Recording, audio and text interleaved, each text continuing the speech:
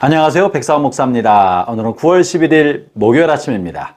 오늘도 신실한 마음으로 하나님의 말씀과 함께 하루를 시작하는 여러분 모두에게 크신 하나님의 넘치는 은혜가 하루 종일 함께 하시기를 바랍니다. 오늘 하나님의 말씀은 스바냐 1장 14절부터 2장 3절까지의 말씀인데요. 오늘 본문에는 하나님의 두렵고 끔찍한 심판에 관한 경고를 말하고 있습니다. 본문 14절의 말씀, 15절의 말씀에 보면 이런 표현이 있는데요. 그날은 분노의 날이요, 환난과 고통의 날이요, 황폐와 패망의 날이요, 캄캄하고 어두운 날이요, 구름과 흑암의 날이요 하면서 하나님의 준엄한 분노로 인해 환난과 패망이 찾아올 것이며 고통과 환난이 찾아올 것이고 흑암의 날이라고 말하고 있습니다. 하나님의 준엄한 이 분노는 누구를 향한 것일까요? 이것은 열방에 있는 이방 백성을 향한 것이 아니라 하나님의 백성 이스라엘을 향한 하나님의 진노고 분노라고 생각해 볼 수 있습니다. 어떻게 이 대상이 이스라엘 백성이 되겠습니까? 어제 말씀에서 나누었던 것처럼 당시의 시대적 배경은 므낫세와 아몬의 57년간 끔찍하고 잔혹하고 전무후무한 우상 숭배 아래 있었던 이스라엘 백성들, 그들의 우상 숭배, 그리고 그로 인하여 악과 죄가 횡행했던 것, 이것에 대한 하나님의 심판이기 때문에 그렇습니다. 오늘 본문 18절에 보면요, 이것을 알아볼 수 있는 힌트가 있는데요. 18절 이렇게 말합니다. 그들의 은과 금이 여호와의 분노의 날에 능히 그들을 건지지 못할 것이며 이 온 땅이 여호와의 질투의 불에 삼켜지리니 이는 여호와가 이 땅 모든 주민을 멸절하되 놀랍게 멸절할 것입니다.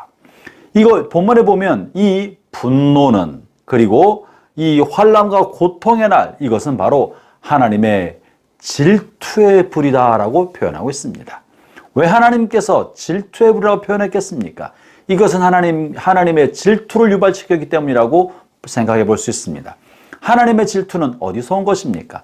하나님께서 사랑하시는 대상인데, 그리고 그들도 하나님만 사랑하겠다고 서로 고백하고 언약을 맺었던 관계 아래 있었기 때문에 그들이 하나님을 떠나 다른 이방의 신상과 금과 은을 의지하고 스스로 쌓은 견고한 성곽을 의지하고 높은 성로를 의지하면서 우리는 안전할 것이다, 우리의 미래는 보장됐다라고 생각하고 있기 때문에 하나님 말고 또 다른 대상을 사랑하고 있기 때문에 하나님 이것에 대하여 질투하신다고 하고 있고 질투의 불을 쏟아놓겠다고 말씀하고 있는 것입니다.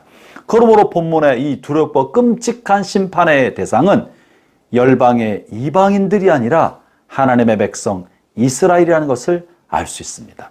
하나님은 왜 하나님이 사랑하신 이스라엘 백성을 향하여 이 두렵고 끔찍한 심판을 내리겠다고 말하고 계시겠습니까? 본문을 자세히 보면 하나님의 분노를 언급하고 있지만 사실은 하나님께서 이 같은 것을 경고해 주므로, 경고의 나팔을 불어 주므로 하나님의 백성이 이것을 피하여 회개하여 돌이키게 하려는 하나님의 뜻이 이 준엄한 심판의 메시지 속에 들어있는 것입니다. 본문 14절 이런 표현의 말씀이 있죠. 16절입니다. 나팔을 불어 경고하며. 하나님의 이 스바냐를 통한 이 말씀은 이스라엘 백성에게 경고로 주어서 그들로 하여금 죄악에서 떠나게, 우상숭배에서 떠나 하나님의 심판에 이르지 않게 하려는 것이 하나님의 뜻인 것입니다. 그렇다면 이제 이스라엘 백성이 이것을 깨닫고 우상숭배와 죄악에서 돌이키고자 한다면 그들은 어떤 삶을 살아가야 하고 무엇을 선택해야 할까요? 그것이 바로 2장 1절부터 3장에 실려있는 3절까지에 실려있는데요. 2장 1절을 제가 읽어보죠. 수치를 모르는 백성아 모일지어다 모일지어다. 하나님을 버리고 우상숭배에 빠졌음에도 부끄러운 줄 몰랐던 그들에게 하나님 주시는 첫 번째 권면의 말씀은 모이라는 것입니다. 각기 자신의 영광과 이익과 현실의 번영을 위하여 우상을 쫓았던 그들이 회개하기 위하여 한자리에 모여라, 모여야 한다고 말하고 있는 것입니다. 사랑하는 형제자매 여러분, 하나님과 여러분의 사이의 관계가 깨어져 가고 있다면, 하나님과의 관계가 먹먹해가고 하나님의 임재와 성령에 관한 의식이 흐려지고 있다면 성회로 모이기를 바랍니다. 모이기를 힘쓰기 바랍니다. 예배에 힘쓰기 바랍니다. 회개하는 삶의 첫 번째 표징은 모이기를 힘쓰는 것이고 모임을 회복하는 데 있는 것입니다. 모이라고 주님 2번 반복해서 말씀하고 계시지 않습니까? 그리고 그 다음에 이어서 뭐라고 말씀하시느냐면 3절입니다. 그리고 2절에서 이것이 경고라는 것을 명확하게 할 수 있는데요. 2절 이렇게 표현합니다. 명령이 시행되는 날이 겨같이 지나가기 전에, 하나님의 진노가 너에게 내리기 전에, 여호와의 분노의 날이 너에게 이르기 전에 그렇게 해라. 본문은요, 하나님의 준엄한 심판과 진노를 말하고 있지만 하나님의 본심은 심판하는 것이 아니라 그들을 돌이키게 하려는 것이라는 사실을 명확하게 알 수 있지 않겠습니까? 그 다음에 2번째로 모여서 뭘 해야 되느냐 하면 3절이 이렇게 말합니다. 여호와의 규례를 지키는 세상의 모든 겸손한 자들아.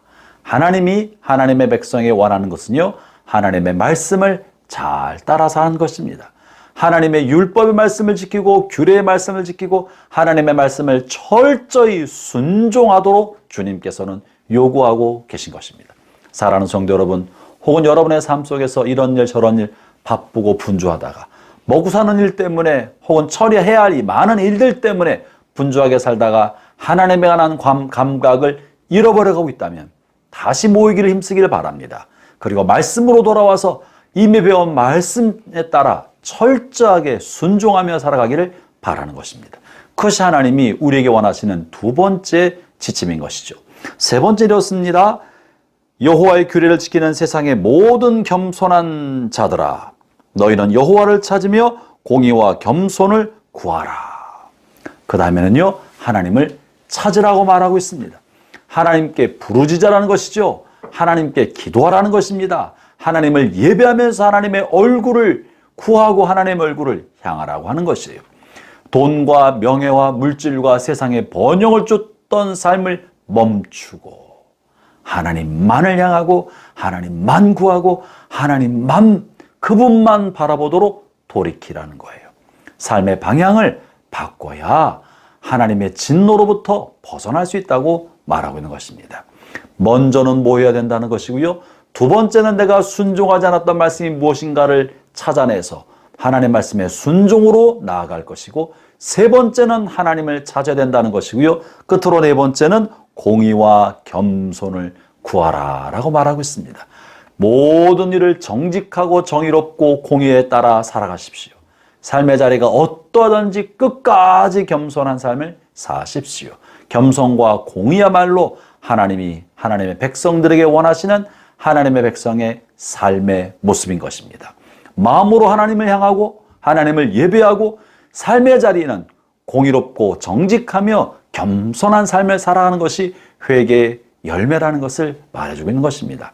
형제자매 여러분, 하나님이 때때로 우리에게 양심으로 성령으로 선포되는 말씀으로 무언가 경고하실 때 즉시 돌이켜 회개하며 하나님을 찾고 공의와 겸손을 따라 살아가는 복된 성도들 되시기를 축원합니다. 기도하겠습니다. 하나님 아버지 감사합니다. 오늘도 주의 말씀으로 저희를 먹여주셨사오니 삶의 모든 자리에서 하나님의 얼굴을 찾고 겸손한 삶을 살아가고 정직하고 공의로운 삶을 살아가는 저희가 되게 하여 주옵소서. 예수님 이름으로 기도합니다. 아멘.